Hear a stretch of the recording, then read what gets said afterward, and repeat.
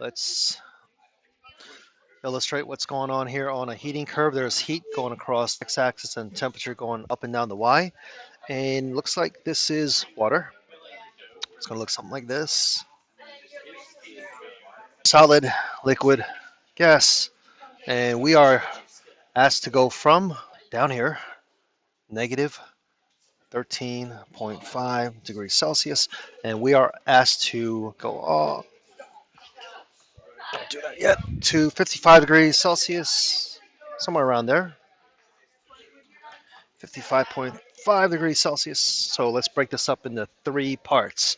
All right, we're going to do this part here in orange. I'm going to use Q is equal to MC delta T. The mass is 97.5 grams of ice. Specific heat of 2.1.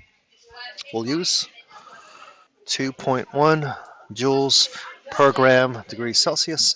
And the change in temperature is final minus initial. Well, this is 0.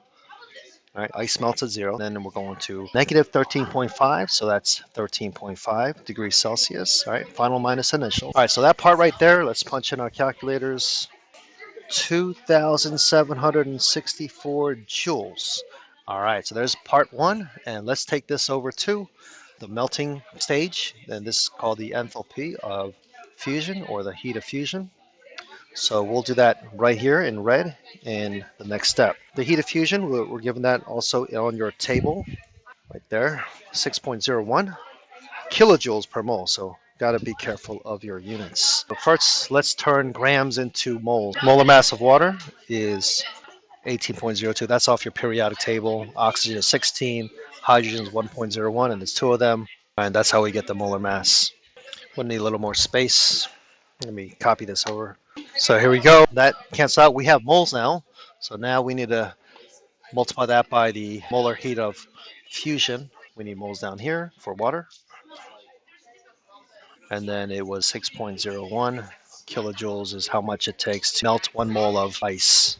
Now this is going to be in kilojoules, 32.52 kilojoules. Step 3. Q is equal to MC delta T. The mass of the water didn't change. It's 97.5 grams. All right, now the specific heat of liquid water is different from ice, so we're going to have to use the specific heat of liquid water, 4.184 joules per gram degrees Celsius. And the change in temperature now is, the finish line is, we're going to take it all the way to 55 degrees. And currently we're at 0 degrees still because all the ice has melted. 55.5 minus 0 is 55.5 degrees Celsius. Celsius cancels out. Grams cancels out. Punch, punch. 22,641-ish joules. Now, let's add these up. Apples and oranges again. We need a, let's turn them all to kilojoules by moving the decimal over 3 times. Change that comma to a decimal. You can add a kilo there, right? Because 1 kilojoule is 1,000 joules. Same thing as dividing by 1,000. All right, this one's already in kilojoules. We're good there.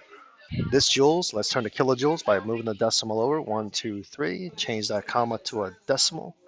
All right, and then now we got kilojoules. So let's add them all up. 3 significant figures. 57.9. Yes. 57.9 kilojoules. This is endothermic, so we can do that if you want to.